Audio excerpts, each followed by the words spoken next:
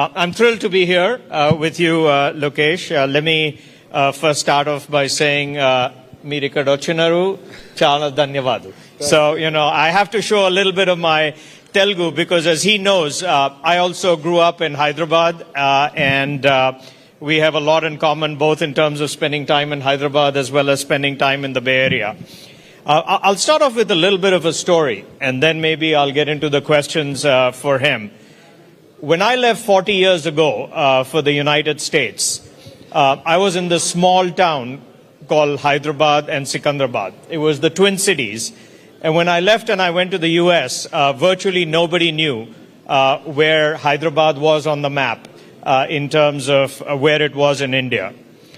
But it was the vision of Sri Naidu that by the time I came back, Hyderabad.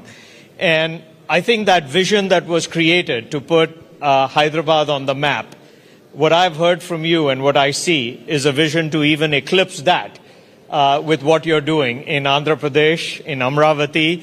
And so why don't I first start off and give you the opportunity to just talk about your vision, your father's vision, and as you said, you're actually a third generation in terms of giving back to the community. So with that, why don't you start? Thank you, John. Thank you, Mukesh, for having me here. Shantanu-ji, thank you very much for hosting the Fireside Chat. For those of you who don't know me, I'm Lokesh Nara. I am the HRD IT Electronics Minister for the state of Andhra Pradesh. A little bit of my background. I did my bachelor's at Carnegie Mellon, worked at the World Bank, a Stanford MBA, came back to the family business. We run one of India's largest private sector dairy company. Then my wife came back from Stanford, kicked me out of the business. I ended up in politics in 2013. I'm a third generation politician, second generation entrepreneur, and I'm enjoying what I'm doing. And I keep telling my wife, in business, what I could have done in a lifetime, I get to do it in 5 years in Indian politics. So that's a bit of my background. The state that I represent is a $180 billion economy, aspiring to be a $2.4 trillion economy. The government was voted in the last 17 months back. We've attracted so far $120 billion worth of commitment. All that is getting grounded as we speak. Two of the marquee investments which we're particularly proud of, one is of course Google, who are now investing close to $15 billion. And this is India's single largest FDI investment ever. So we are particularly proud of that. Second one, of course, is ArcelorMittal building India's largest steel city in Visakhapatnam, south of Visakhapatnam. And this got closed over a Zoom call. So speed of doing business is our unique selling point. But I'll give you two more reasons why you should consider Andhra Pradesh. First one, of course, is speed. The second one being our leader, Mr. Naidu, has a track record of building cities, and we are out to do it all over again, this time at a state scale. Third is, in India, I'm sure you would have heard of double engine Sarkar, which is the federal and the state government being from the same political establishment. Yes, there are quite a few double engine Sarkar states, but there's only one double engine bullet train Sarkar, and that is in the state of Andhra Pradesh, under the leadership of Honorable Prime Minister. Under the leadership of the Honorable Prime Minister Shri Narendra Modi ji, Andhra Pradesh is spearheading all the reforms that Government of India wants us to deliver. All of you would have heard the term Namo. That's Narendra Modi. No, it's Naidu and Modi ji. So we have the Namo in Andhra Pradesh. So if you're not yet sold on investing in Andhra Pradesh, I think after the Fireside Chat, I look forward to catching up. Thank you very much. Well, thanks a lot. And again, may I please ask the people at the back to give, our chief guest the honor of listening to him. Maybe if you are next to somebody who's talking, you can just put them on the spot and ask them to, stop talking. But let me start off with something that you talked about, namely speed of doing business. And everybody talks about the opportunity in India. But one of the issues is that they talk about, the speed is not always what it needs to be. And you've given two examples, whether it's Google with 13 months or ArcelorMittal. So tell me how you're accomplishing the aspect of not only attracting people, and the momentum is incredible, but this aspect of doing speed, what is different and how are you in Andhra Pradesh making sure that you continue to focus on that? No, I mean, it's technology and people. Technology comes in where we are looking at policies. We are using AI to compare it to other states. We are looking at coming up with best-in-class policy. The second part is, as a company, once you apply, we actually compare your application with other applications using AI and looking at how can we give best-in-class incentives and attract you to Andhra Pradesh. The second part, the other side of the coin is, people. Relationships matter. And if you look at Mr. Naidu and his track record for now almost 4.5 decades, he has an amazing Rolodex. And we're just leveraging upon it. And once we shake hands that we are going to invest in Andhra Pradesh, it's no longer your project, it becomes our project. And I'm sure partners here who have already looked at Andhra Pradesh know it. We create a WhatsApp group. I'm sure Meta is happy with me mentioning WhatsApp here. We create a WhatsApp group and then we are in touch. We follow it through. Anywhere things get stuck, we are very frank and open with each other and we sort of look at how can we sort of streamline it. And it's a great lesson that as a state we can learn.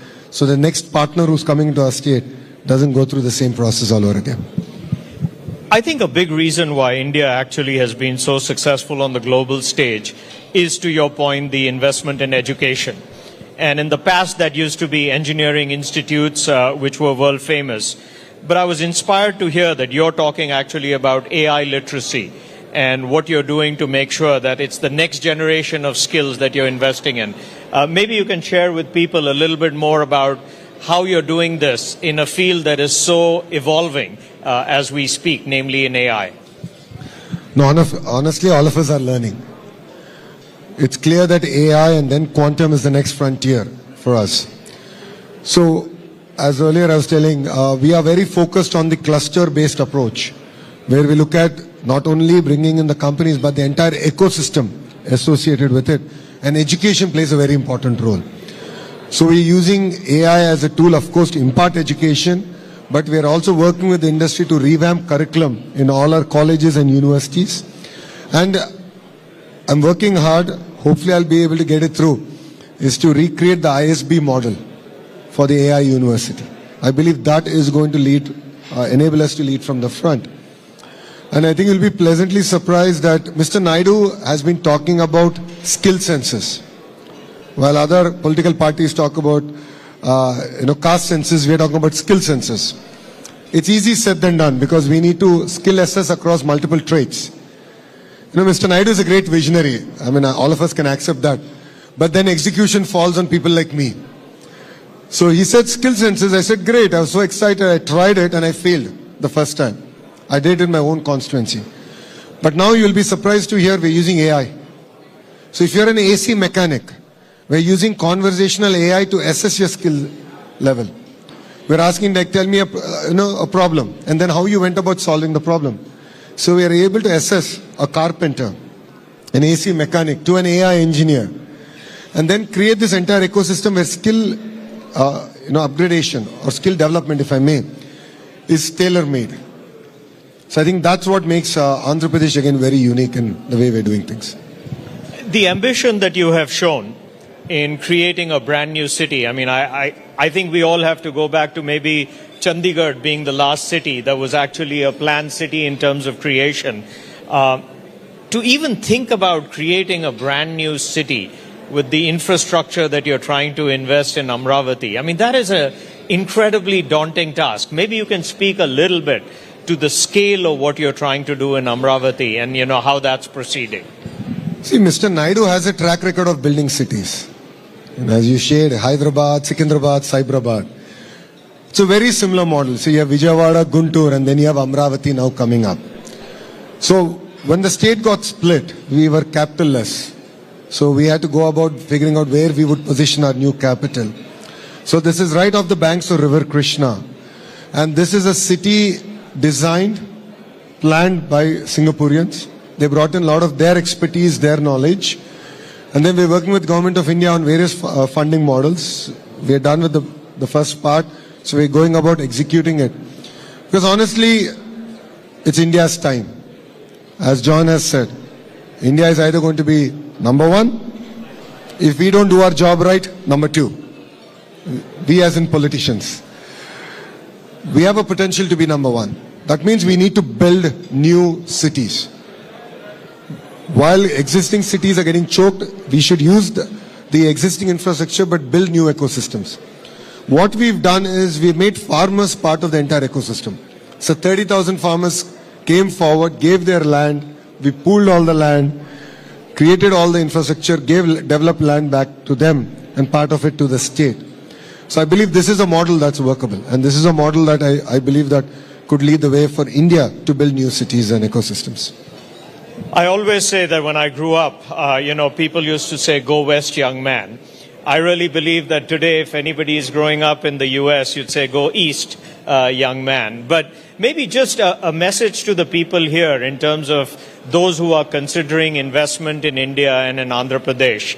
Why you think, as you pointed out, it's India's time. And then I don't know if we have time for a few questions, but I'd just like to give you this opportunity to tell them all the things that you've been sharing with us as a board of what's exciting and happening.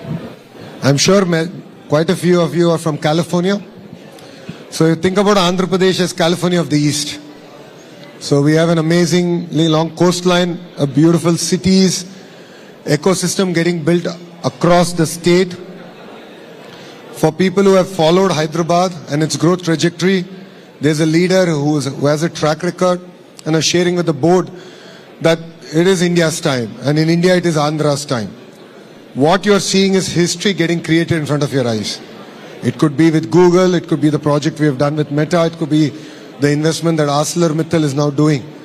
We are creating history.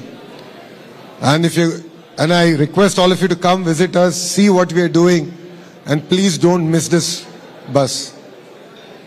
Together we can create history. And coming back to John, India will be number one. The question is, can we do it before 2047? With that agenda, please come, visit us, and we'll make it a worthwhile trip together. Thank you.